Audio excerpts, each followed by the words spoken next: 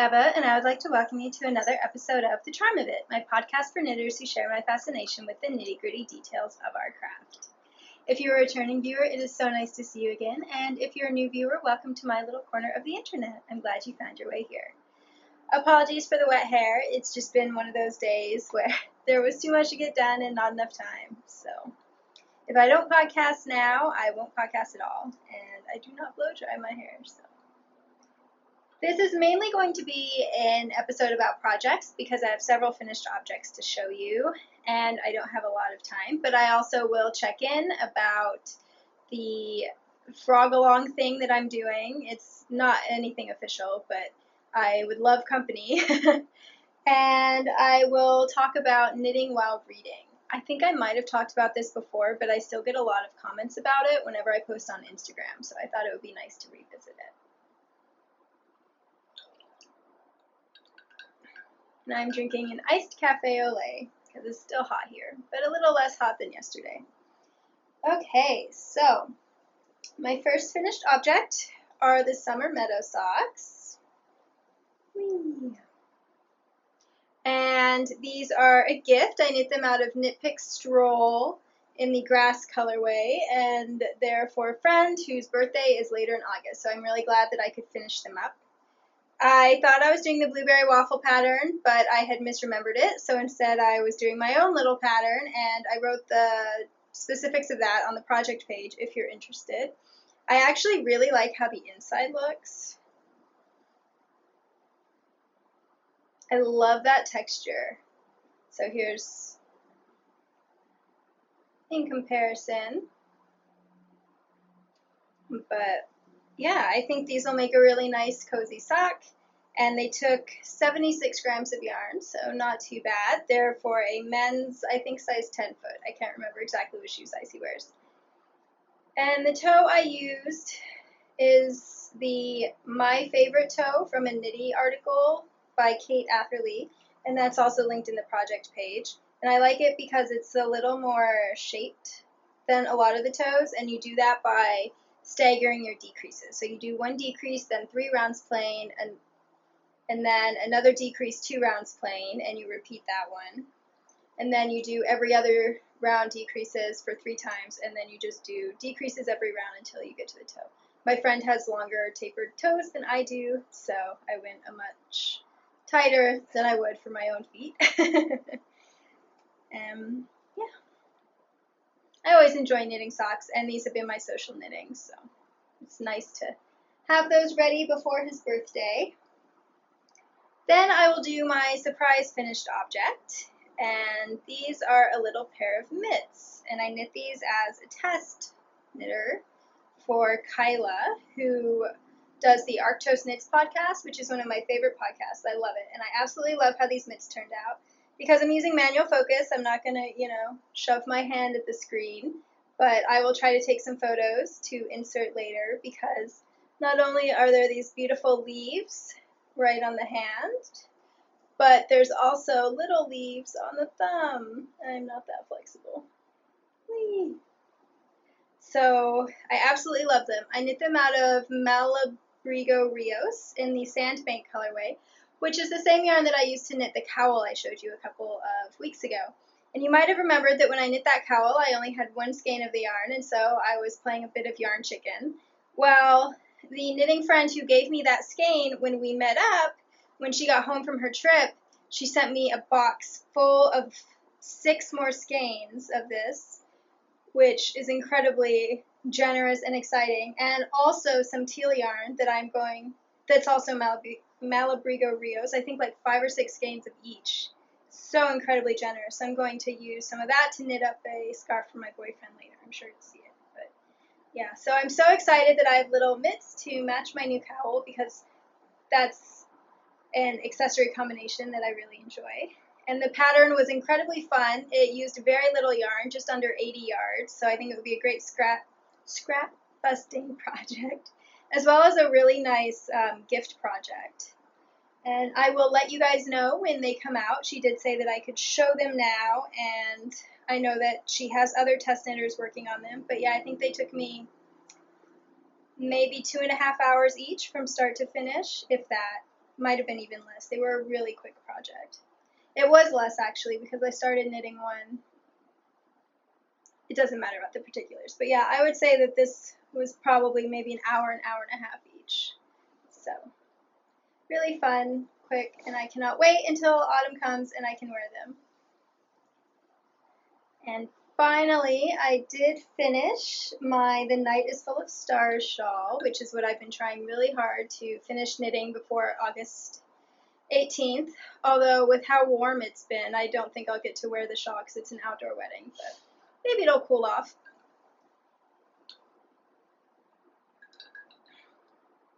So there's no way I'm going to be able to show all of this to you because it's a circle shawl. But here it is, folded up. And it's a little darker than that in real life. I had to bump up the exposure on my camera because it's overcast today. But once again, I will insert some finished object photos so that I don't have to fuss with the focus. But there are definitely a few things that I wanted to talk about. There, that shows you a little more of the impressiveness. The first thing, I should tell you that I used wool fingering, which is a 100% organic superwash merino. The superwashing process is different than the industry standard one, and it is gentler on the yarn and on the environment, so that's cool. The yarn is entirely produced in the United States, so it has a smaller carbon footprint. And this is the Appalachian Stone colorway, which is a really beautiful gray that leans purple.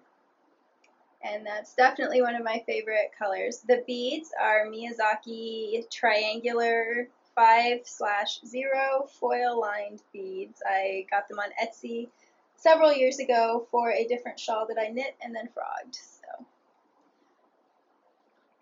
and the pattern is the Celestarian pattern, which is a paid-for pattern on Ravelry, and it's a star chart. So you can kind of see the constellations. Okay, so first of all, I did not use the edging that was in the pattern. The pattern just calls for a garter stitch edging, and I did try that, but I didn't like how it looked. I thought it was a little too plain. So then I tried a few other applied edgings, you know, where you're knitting perpendicular to your project, because that's what the garter stitch one was. But I didn't really like any of those, and so I wasn't sure what to do.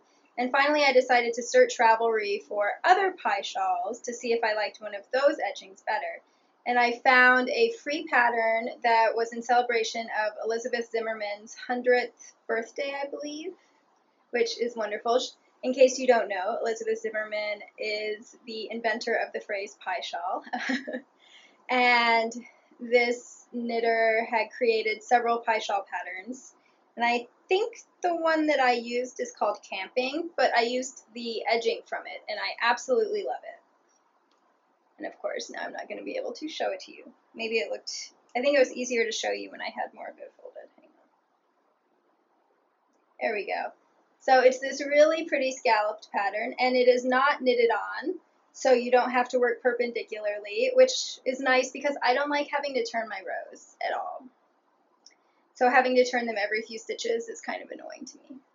It does mean, though, that you work more increases for the border, of course. And so when I got to the bind off, I think I was binding off well over 800 stitches. But I left the stitch markers in, so I just did it in segments, and it really wasn't that bad. I thought I was going to be really cranky, but having the stitch markers function as progress markers, so that's when I could take a break and feel like I'd accomplished something, made it much easier to keep going than I would have expected.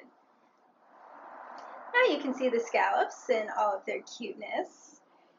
And what's interesting is some of the knitters that have knit the actual pie shawl pattern that I borrowed the edge from have blocked it so that they make points. And so that's part of why I chose this edging, is because first it was enjoyable to do and I liked the result. What I did was I test knit a few borders and edges on just a certain segment of the shawl so that I could get an idea of how each of them would look without having to commit myself, because I didn't want to have to rip back a lot. So I liked the flexibility that this one offered. And I also liked that since this yarn is a 2-ply yarn, those eyelets pretty much stayed open on their own, and I have a bad back, and I didn't want to have to pin this out a lot. And so actually when I blocked it, I didn't use any pins. I just spread it out on my floor, well, on a couple sheets on my floor so that the hardwood didn't get messed up. And the pattern includes very specific directions on how to block the scallops, and it makes them look beautiful. I think that the scallops from the pattern with the pin blocking look much neater and more impressive. However, first I didn't have enough pins. They recommend 3 pins per scallop, and I think I had 64 scallops, and I have maybe 150 pins. So, or one box, maybe that's just 100. So there was that, and also I just didn't think it was worth not being able to walk upright, which is what happens if I try to elaborately block something. I can't walk up straight for probably 24 hours just to get a slightly fancier effect when I'm more of a casual person anyway, so having like the more cute, quirky, casual edging worked for me. Anyway, so all I did was I patted it out in a circle. I didn't even measure, I know. And then I just, this yarn pretty much made the eyelets on its own, but I just popped my finger into each of them and made sure that those little scallops had as much space as possible. And then I just left it to dry. So it was a very easy way to block, much lower maintenance, and that was wonderful for me because a lot of why I'm not interested in knitting very intensely patterned lace shawls is because I just can't imagine going through that blocking process. So, because I finished this a couple weeks early, I figured I would try this method of blocking, and then if it didn't work, next weekend I could do a more elaborate blocking. But luckily, it worked.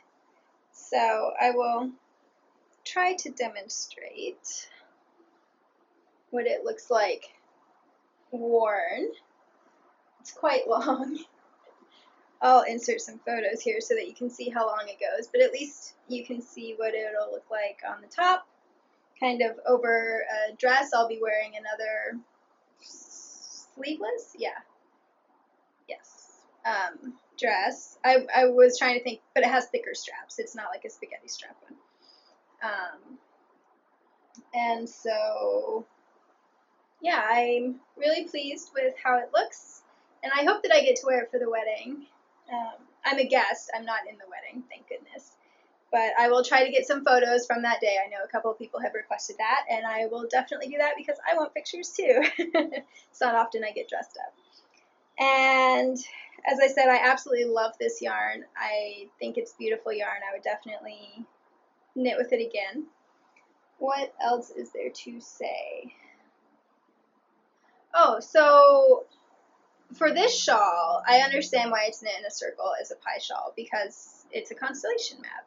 And in addition to wearing it in a more formal setting, so traditional shawl style, I also plan to use it as a back of the couch throw, and I think that it'll look really nice as a half circle then, and I can just kind of rotate it to show the constellations off. So that works for me. But I can't imagine knitting many future pie shawls because they just don't work for how I wear neckwear. So if I want to wear it cape style, which I've knit myself the most wonderful like loungewear cape style shawl, half circles are perfect for me because they go down further. And then if I want to knit it, or if I want to wear it so it's all bunched up in my, up here, first of all, just rectangular, big wrap scarf things work best for me. Here's what I can wear it that way, but there's not a ton of end left. Here's how much end there is. So I don't know how stable that would be during the day, but it's doable. But I either like to wear cowls, right, so that they sit more like that, or just really big rectangular ones that I can tie and let drape down my front. And so for me, the thing about circular shawls is that they take a bunch of yarn. This took 2.5 skeins, so just about 1,000 yards. But since you're usually folding the final object to wear it, you don't get the same dimensions that you would get out of that yarn. Like a scarf that I've knit out of the same amount of fingering weight yarn, I think is almost 8 feet long and about that wide. So for me, this is not the most efficient use of yarn. However, I can see why they're really fun to knit, because you just get to knit in the round forever and ever, so that's nice. But yeah, I think for me, I'll mainly be continuing my stole and half circle shawl biases. I would like to try a triangular shawl to wear kind of traditional style, but I can talk about that later.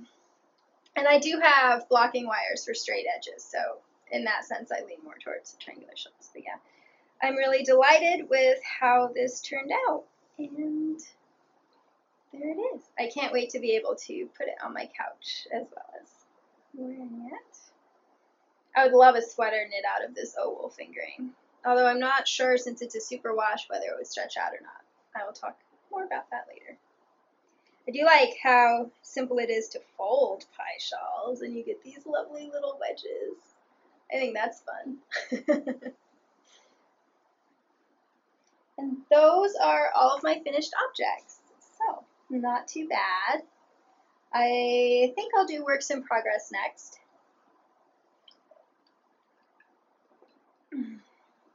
So I have resumed work on my Forget-Me-Not cardigan, which I put into hibernation until I finished the shawl. And this is out of Biosessia 100% organic cotton, fingering weight, and the colorway is Meadow. It's a really pretty blue. So I think I talked about this this cardigan 2 episodes ago, and I have knit one sleeve and all the body pieces. I'm knitting it as a raglan, but in pieces, and I think I'm going to have to add some extra length to the body pieces, which is going to affect the sleeves too, obviously. So I had kind of put it into hibernation not only to finish the shawl, but also because I wasn't really sure where to go with it. But I've decided that I might as well knit the sleeve up to the armpit, and hopefully by the time I get there, I will have taken the time to compare the body pieces to other raglan sweaters I have that fit well, and see what depth I'm looking for. I've only knit raglans where they're attached, and so I haven't had to, I just haven't had an issue with it before. So I had knit the cuff when I put it in hibernation, so this is what I've knit since then, and I have finished the increases. I was just copying the second sleeve, so now I am just knitting straight to my underarm. This pattern is the Quatrefoil Eyelet pattern, and I have a link to it on Knitting Fool. Or the stitch pattern, I should say, is the Quatrefoil Eyelet pattern, and I really love it. The sweater pattern I'm just making up as I go, so there's no pattern for that. But yeah, the Quatrefoil Eyelet is really nice. It's an 8-stitch repeat and a 6-row repeat, and every other row is a rest row, and it's just, I think it's really pretty. And I swatched quite a bit with this yarn, and I found that it really suited stockinette best. It didn't really like things that combined knits and purls, like you know how some lace combines knits and purls. And it didn't really like more complicated lace either. It really wanted to be something simple. So I love this color blue. So hopefully I will have that finished up fairly soon. My other sort of work in progress is a sweater swatch. So I mentioned when I started podcasting again that I was on a break from sweater knitting because my body has been changing a bit in shape this year, and I wasn't sure if it was going to change again, and I wanted to make sure that any sweaters that I knit would fit me. However, it's now been 2 months since I switched medicines and stopped the one that might have made me gain weight, and my weight really hasn't changed that much, so I'm just going to assume that my body is at the shape that it wants to be at, and knit sweaters accordingly. Oh, I've missed sweater knitting so much. So, yeah, And I'm so tired of summer. Summer is my least favorite season because I don't like the heat. And we had a really nice cool June, but July and now August are proving to be very hot, and we've just had this long stretch of humidity, and I'm just completely over it. And so I really wanted to start knitting a fall sweater, even though I'm still working on my blue cotton sweater, which is more, a transitional one. Okay. So this is my sweater swatch. Isn't it pretty? I guess it technically goes this way. So this is Knit Pick Stroll Tweed, which is a 65% superwash merino wool, 25% nylon, 10% Donegal tweed, fingering weight yarn. It's 230 yards to 50 grams. I absolutely cannot justify this purchase at all by my usual environmental ethical standards. I don't think Knit Picks is particularly atrocious. It's made in Peru, which I remember reading that their factories certainly treat their workers better than in countries like Bangladesh. And I think Peru is closer geographically to the US than Asia. Yeah, because the Pacific is gigantic, so it's got to be closer. But, I mean, miles-wise. So, it's not as bad as it could be, but that's really all I can say to justify this. Oh, and I forgot to mention it's the Garnet Heather. So what happened was Knit Picks had their summer sale in July, and I've been wanting to knit my boyfriend some socks. And so I consulted with him, and I picked out some sock yarn for him. And I noticed that Stroll Tweed was on sale, so a sweater's quantity for me, which is 5 skeins, was $15. And I have been wanting to knit myself a tweed sweater really since I started knitting sweaters. But the problem is that a lot of the companies that I use for sweater yarn, that like Quince & Company or Elsa Wool, which have yarn that's both like entirely manufactured in the US and ethically and transparently, and also is soft enough for my skin, none of them offer tweed yarns. The made in the US tweed yarns that I've come across that aren't superwash are just they make my skin itch. I have fairly sensitive skin. So since I haven't been able to find any tweed yarn that would work for me in a sweater, that made me think that,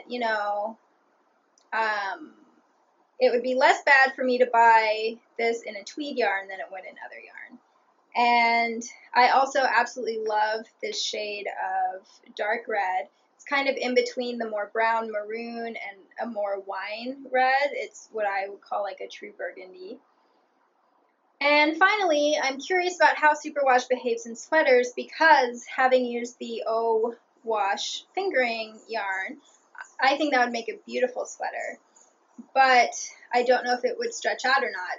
And that yarn, since, it's made in the US and it's a small business and everything is transparent and ethical, it's more expensive. It's still really not that bad. I think it's $16 for 100 grams. So I could have a generous sweaters quantity for less than $50. And I say not that bad, for the ethical and environmental standard that is going on there. And the colors are beautiful. But since I tend to wear very fitted cropped cardigans, I want to make sure that yarn could hold its shape well enough in one of those sweaters, because I've heard that superwash yarn can bag a lot. So I thought it would be nice to try it out with this. Obviously this yarn is only 65% wool, the rest of it. I think the Donegal tweed is an acrylic, and then nylon, but nylon behaves like wool, right? That's what it was manufactured to do. Obviously, it's not going to be identical to wool, but it's not like it's a silk blend, which would definitely behave differently. So those are the things that went through my head as I debated whether or not to leave this sweater's quantity in my cart. And finally, my I want it went out.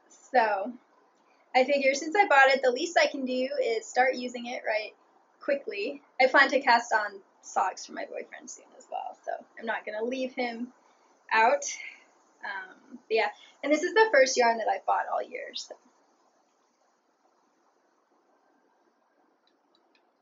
Mainly because I haven't been knitting much, and so my stash has been more than enough.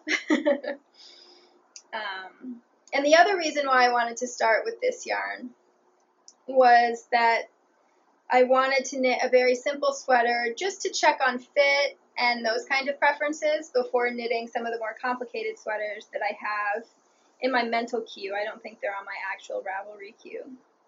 And because this yarn is a tweed, I want the body to be in plain stockinette. So I thought this would be perfect for checking what fit I prefer now with my slightly different body.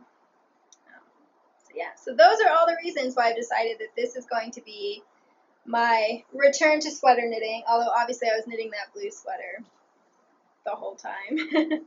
But I cast that on much earlier before I decided to go on a sweater knitting slowdown. So for my swatch, I tested out moss stitch down here. It might be double moss stitch. It's the one where you knit 2, purl 2 for 2 rows, and then purl 2, knit 2 for 2 rows. Okay, if you're in the round. Basically, it's 2 stacks of 2 purl stitches on top of each other, and the same with knitting, little grid. And then I knit some plain stockinette, and then I tried out the vanilla latte pattern to see if maybe I would want to use that for the body, because I looked at a lot of projects made out of stroll tweed, and I really liked the ones that were knit using that pattern, the socks. But I prefer the plain stockinette for a sweater. And finally, I finished it off with a band of seed stitch to see if I preferred the seed stitch to the moss, double moss. And I prefer this one. So that's what I'm going to be doing. I'm going to do a nice deep waistband with this texture and then knit a plain stockinette body. It's going to be a pieced set-in sleeve sweater because those are my favorites. And it will have the same texture for the neckband and for the button bands. I'm debating whether to do the sleeves entirely in that texture, which I think could be a fun contrast. I'm also thinking that I'll add a little bit of puff to the sleeve cap because I grew up in love with Anne of Green Gables, so broad shoulders or not, I like puff sleeves. And then I'm also debating whether to add little bows to the cuffs, but if I do the puff, I probably won't do the bows, and vice versa. There's only so much cutesiness you can wear as a 32-year-old woman before things start to get silly. I think I will probably keep this as a 3/4 length sleeve sweater because those are my new obsession. Obsession is a strong word, but I find that they're very wearable for me, and they really help me not overheat. Although since this is only 65% wool, that will help as well.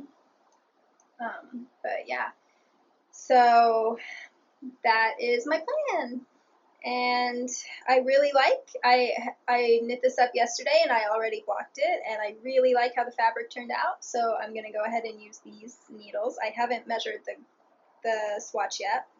I used my Licka needles because I find that Stroll is quite a splitty yarn. And so my usual needles are from Dye at Craft, and they have wonderful pointy tips, but those same pointy tips become a liability when you're knitting with very splitty yarn. So the Licka needles are more blunt, and so, yeah, so I used my 1.5s. I thought about going up to the 3s, but I want to make sure that the superwash has as much structure as possible, you know, to help it not bag out. So I think the smaller needle is the better choice here, and it'll help it not fuzz up as much since it's a merino wool. And that is my other work in progress. I'm excited. The first sweater I ever knit myself actually was a burgundy sweater because it's one of those colors that fits really well into my wardrobe, especially my fall and winter wardrobe. However, it was knit out of yarn that had a kid mohair content, and my skin does not like any mohair content, so I rehomed it last summer. And yeah, time to knit a replacement.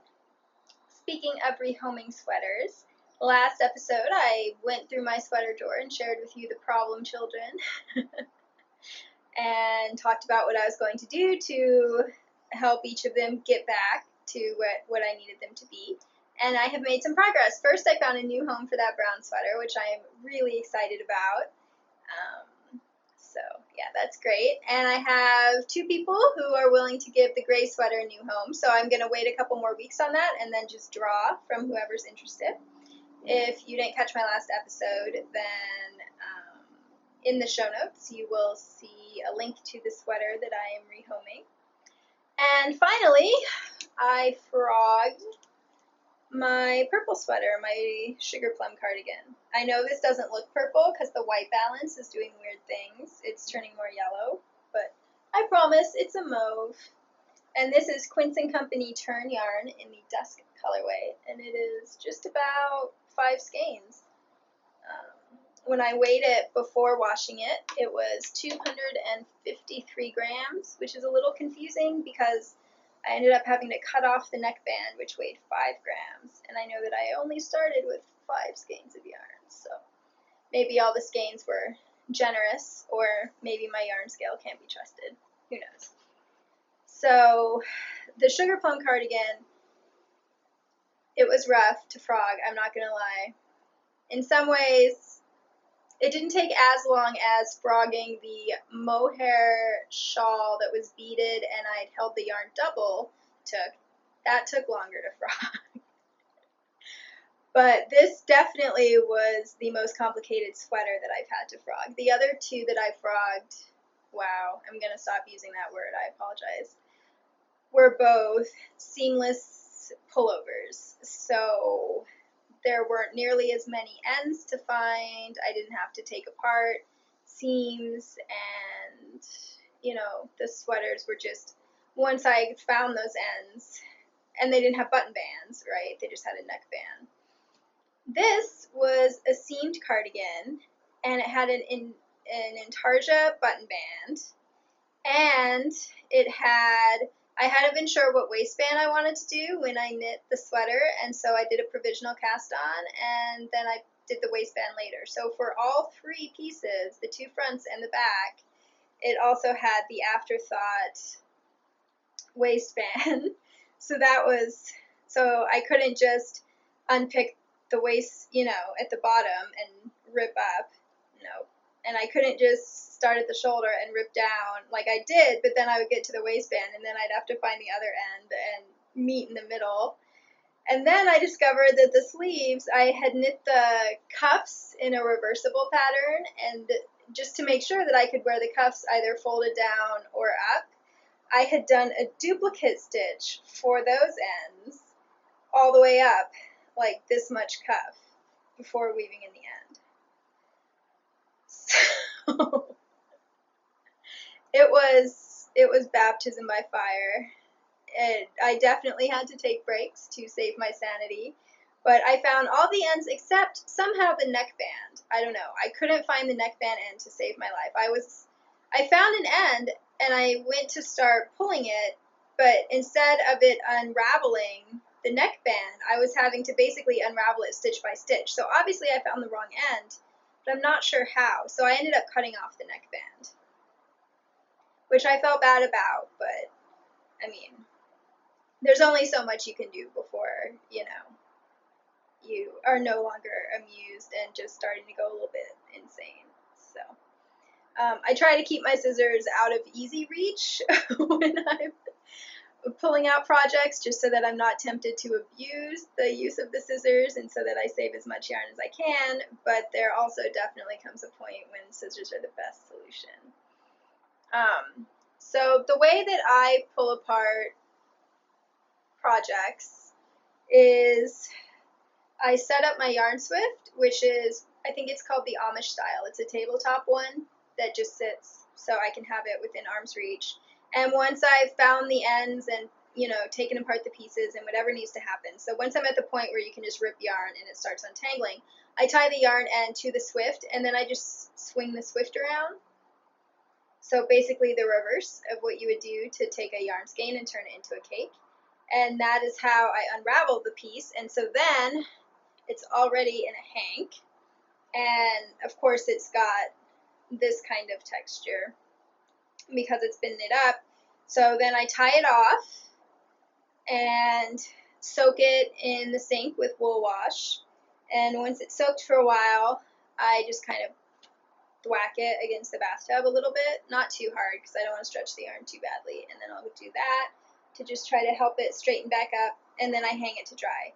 Usually when I do that, there really isn't much texture left, so it looks more like this. However, my bathroom sink in the apartment is currently not holding water, so these, like, for very long. So these didn't get to soak as long as normal.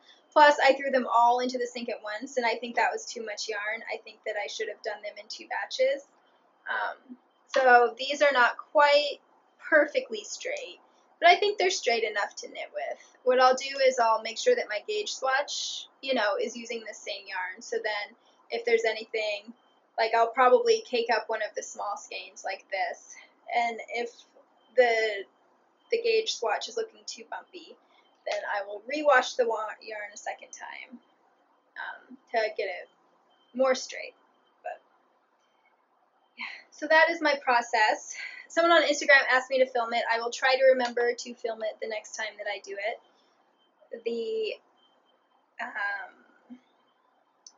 I think the next sweater that I'm going to pull out is going to be the yoke of the swan sweater, so I can go ahead and try to remember to film during that so that you can see what I do.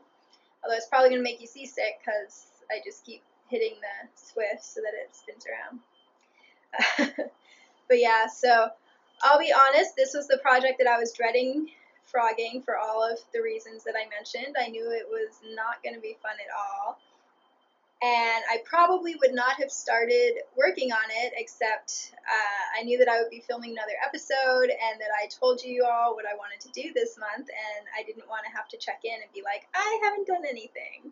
So I picked the hardest project to go first. And now it's out of the way, so now I can start planning the new sweater, and I'm really excited about what I'm going to do with this yarn for the second sweater. It's going to have 3/4 length sleeves, so hopefully I won't play yarn chicken. When I cut off the neckband and stuff, I started thinking that I could always make it a striped sweater or something like that, because I've got, a lot of other yarn in my stash.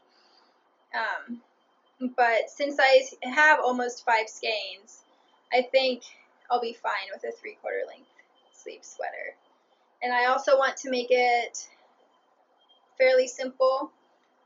I think I'm going to combine the HG Mitts pattern, which just has columns of seed stitch or garter stitch. I mean, it's only one stitch, so I guess you would call it garter stitch. And then it's got little triangle lace at the edge and then garter columns up. And I'm going to combine that with a Hunter Hammerson sock pattern, which has these really pretty little twisted stitch, drop stitch things so that it almost looks like a looking glass. And some of the garter stitch columns will have, I think, those. So, yeah. Like, I was suffering during the initial end searching, unweaving process, and it's made me question why I weave in ends the way that I do.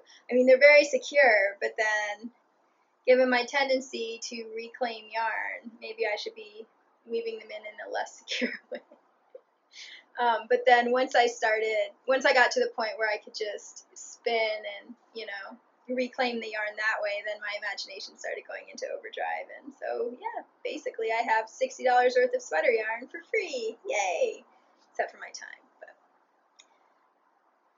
so, let me know if you've been making any progress towards your goals of projects to frog or tweak or anything like that, and I would love to hear about that. Before I go, let's talk a little bit about knitting while reading. These are both hobbies that are very near and dear to my heart. They're 2 of my favorite things in the world to do, and so being able to combine them is really fun. And I've noticed that a lot of knitters are big readers as well. So, and whenever I post on Instagram about how I'm reading and knitting at the same time, people will say, oh, I can't do that, or, oh, how do you do that? So first of all, I am not by any means inherently naturally good at knitting. It took me 3 or 4 tries to learn to knit. And I learned to knit on straight needles, and I literally had one of the needles in my lap, pushing down on my thigh, straight up. I couldn't even hold both needles in, one needle in each hand and knit that way. No, I had one like this, and then I was like knitting around the other one.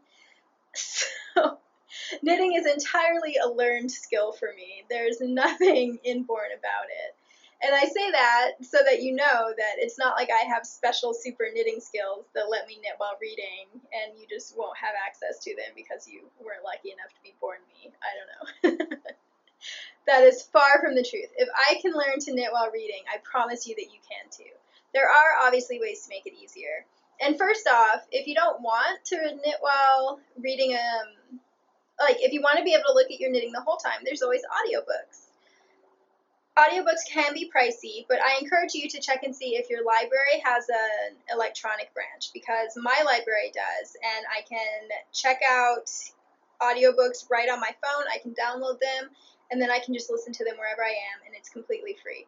And that I'm pretty much a library reader anyway, but that makes a really big difference as far as making it a cost-effective choice, because even things like Audible are $15 a month, which is quite a bit in my world. So yeah, I realize that not everyone has access to a library, but just in case you do, even if you never use the physical library for whatever reason, nowadays more and more libraries are expanding their electronic collections as well, so look into that. But let's talk about knitting while reading with your eyes, okay? First of all, it's made much easier if you have an e-reader. I have a Kindle. Before that I had a Nook, and I read with both of them. The Kindle's easier. My Nook was really old. I used it for I think 6 years until it finally stopped turning pages. And when I bought my Kindle last summer, I believe, I don't know if this is a technology thing. I have the most basic Kindle imaginable. It's just the e-ink one. But you can tap in most of the screen just to turn a page. So that's easier because then I can tap with my pinky. With the Nook, I had to tap like in a tighter margin, and so I had to kind of angle myself a little. But so if you have an e-reader, this will be simpler just because then you don't have to keep the book open and you tap to turn a page instead of turning a page like this. However, I knit while reading paper books as well, so it is doable. What I would recommend is start with a very simple project and start with yarn that you've used before and knitting needles that you've used before, because your hands are very clever all on their own and they can feel what they're doing. And so the more experience you have with how it should feel, the easier it will be. And don't start with a book necessarily in front of you. Just start by having your knitting in your lap and knitting as normal, and then just look out the window and knit 3 stitches and see what happens. And you'll probably find that you can actually knit while looking out the window, and that's fine. And then just gradually increase the amount of stitches that you knit in one stretch. That's why I would recommend knitting stockinette. So knit or purl in one stretch while not looking. And pretty soon you'll find that you just have an inherent sense. Your hands know what they're doing, and you don't actually need to be looking, and your knitting is still fine. So that's the first step. And then I'm back again. It's actually been a week. My camera battery died, and so I couldn't finish talking about how I knit while reading, and then I just haven't had the time to sit down and record again. But now it's Wednesday again, which is my usual recording time, so I will finish up talking about that. First of all, I just recorded a video of me knitting while reading, and the camera is pointed at my lap, so that way you can see how it actually works. And I knit 1 row continental and 1 row English style, which is picking and throwing. So if you're a Portuguese knitter, then I can't help you there, but if you knit with either of those hands, you'll be able to see how I do it. And it's with my Kindle, not a physical book, just because the Kindle is what I'm reading right now. But if you would like, I can try to shoot one of me with a physical book. It tends to involve my knee, so it might be a little tricky to film, but I thought that might be useful. But I had left you talking about how to get better at knitting without looking, which is really the key, of course, for knitting while reading. And then for my setup, I just put a throw pillow in my lap and I put the Kindle on top of it, and then I knit. And I'm going to insert that video now. So here's a typical setup for how I read while knitting. And this is my Kindle, and I have it on just a throw pillow sitting on my lap, and then I have my knitting kind of in front of me. So I thought I would just go ahead and knit while reading. Oh, it would help if I knew whether I was on a wrong or right side row. And I'm reading Silver Sparrow by Tayari Jones, but I'm pretty far into it and I didn't want to spoiler you. So we'll just pretend that I'm at the beginning. Okay.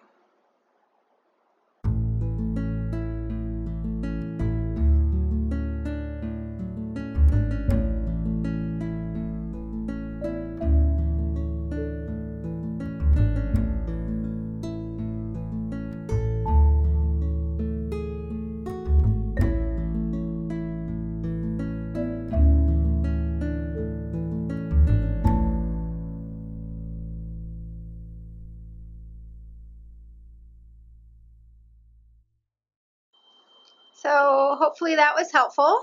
I think I'll go ahead and do one knitting English style too, because I don't really know whether my fingers do different things to turn the pages. So let's switch around. And I'm just knitting in double moss stitch, so it's pretty simple. I just count to 4 in my head, in case you're wondering.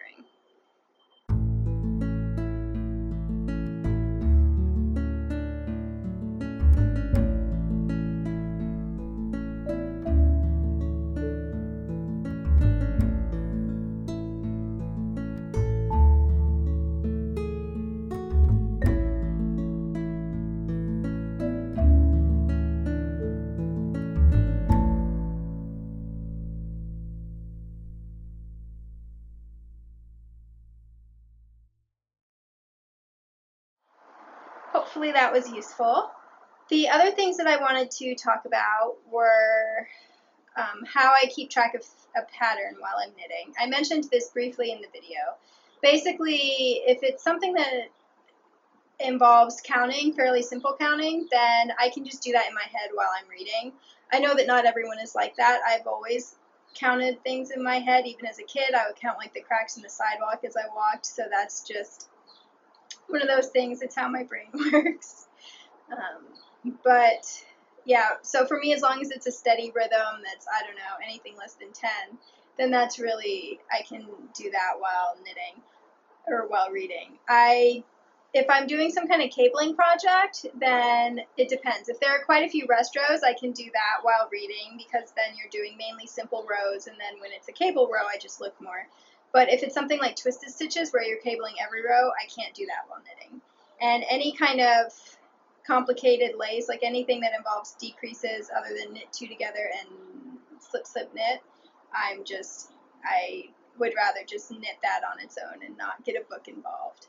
So I hope that that was helpful to you. Because this is the only thing I'm going to be able to film this Wednesday instead of a full episode, I thought I would also update you on my knitting. I haven't finished any objects, and the blue sweater just has a longer sleeve than it did last time. I also did some fiddling with the length of the yoke. I went and checked and made it where I want it, so I did do that work. And then the red sweater, which I showed you as a swatch before, has actually come to life quite a lot. So this is basically what I've been knitting for the past week. I'm calling it my Ottoman Shire sweater because it reminds me of hobbits. And I have a body. So I knit this in pieces, and then I seamed it up. Obviously, I like to seam as I go because whatever you knit, if you're knitting a set and sleeve, if you realize that you need to adjust this measurement, you're also going to need to adjust your sleeve caps. So I like to just make sure that everything looks good before knitting my sleeve caps. And yeah, I'm really pleased with this. The yarn is Knit Pick Stroll in Garnet Tweed. Yeah, it's the Knit Pick Stroll Tweed in Garnet Heather, sorry. And it's this really lovely burgundy. I know I mentioned all the reasons why I decided to break my usual no superwash garment rule, but one that I forgot to mention before is that I want to knit my boyfriend a sweater because he likes to wear cardigans. I know, I'm really lucky. But I have been thinking about which yarns would be best, and I don't want something that's 100% wool because I don't know if he would overheat in that or not. The cardigans that he currently wears I think are mainly acrylic. And I also want it to be in fingering weight for the same reasons of not overheating him. But that's a lot of knitting because he's around 6 feet tall. So that's going to be a lot more knitting than I'm used to, and so I don't want to go with just a plant fiber yarn because that tends to be harder on my hands. I was thinking of the Barocco Remix Light, but now, which is also Tweety yarn, but now I'm thinking that this yarn would make a really good sweater for him. So I want to knit a sweater for me and start to see how it wears, because, as I said, that's going to be a lot of knitting, and I want to make sure that he gets a lot of use out of it. He's one of those people who wears his clothes very frequently, which is awesome. It makes him even more knit-worthy, but it does make sure that I want to make sure the yarn is going to hold up. So that was the other reason why I decided to get this. Anyway, so here's the double moss band on the waistband, and then I have started the first sleeve, which you saw me working on in the reading video. And I decided to go ahead and do the double moss on the sleeves because I thought it would add a nice amount of texture, and I really love how it's working up as a fabric. I think it still works with the Tweety yarn, and it just enhances it, and I love that I'll have that look, but on the sleeves where the silhouette is a little less important. The one thing is, I like it when sleeves have a defined cuff, and so I wasn't sure how I was going to do the cuff differently, but I decided to just do an I-cord cast on and then an applied I-cord at the top of the cuff, and that way the cuff has its own little thing going on, but it's still in double moss like the rest of the sleeve. I also knit the cuff with a little bit of negative ease because I like snug cuffs. This is going to be a 3/4 length sleeve. And then I I increased very rapidly right after the I-cord. I increased 12 stitches at once, which is about almost 2 inches. I'm knitting this at 7.5 stitches to the inch. And now I'm increasing more gradually along the seams. But that way the rest of the body, or the rest of the sleeve, has a little bit of positive ease, but it's nice and snug on the arm. So there you go. That's an idea of what it'll look like. And yeah, I'm really excited. As you can see, I did not go with bows, so I am going to do a bit of a pleat on the top so that I have a puff sleeve effect. And I think I really like how this I-cord, the double I-cord, or I guess the I-cord border to the double moss stitch looks. So I think I'm going to go ahead and do that for the button bands too. It's a bit of a risk because if the button band is wavy at all, like the I-cord is just going to make that really obvious. But I also think that I-cords provide quite a bit of structure. I went up several needle sizes for this I-cord because I wanted to make sure it wasn't tight since it's a sleeve. But for the button band, I'll be able to just knit that really snugly and give the button band quite a bit of structure. And I'm knitting this with, if anything, a bit of positive ease everywhere except the waistband. So I'm not that worried about the button band buckling as long as I make sure I don't knit it too long. So yeah. Obviously, this has been really fun, and it's been just perfect reading knitting and socializing knitting, and that's why I've got it done in a week. It was wonderful talking with you all again. Before I say goodbye, I'd like to remind you about the Here We Gnome Again knit-along, which I'm co-hosting with Sarah and Kate from the Imagine Landscapes podcast. And Sarah is the designer as well of the pattern. And all you have to do to enter is either post a photo of your finished object over in the thread of their Ravelry group, or post pictures of your work in progress at as many stages as you want on Instagram and tag it with the hashtag Here We Gnome Again. I think you'll be able to find the details on the Ravelry page, which I'll link down below. But yeah, and those enter you for different prizes. So I think it's nice that even if you don't manage to get a finished object, as long as you're on Instagram, you can still be entered for that. It's been so wonderful to see you. I have been packing all day because this weekend is the wedding that I'm attending. And judging by the current forecast, it looks like I might be able to wear my shawl in the evening. So we will see how that works out. But I will try to get some photos taken. And hopefully I'll be able to record next week, but depending on how many spoons the wedding uses up, I might not see you again for another 2 weeks. But that'll just need more knitting to show you. Goodbye! Oh, I almost forgot. If you want to follow me in the meantime, you can find me on Instagram and Ravelry as The Charm of It. I'm more active on Instagram. And I love getting comments here and on Instagram and Ravelry. I just love comments. It's great to get to know my viewers. So. Okay, last time. Bye!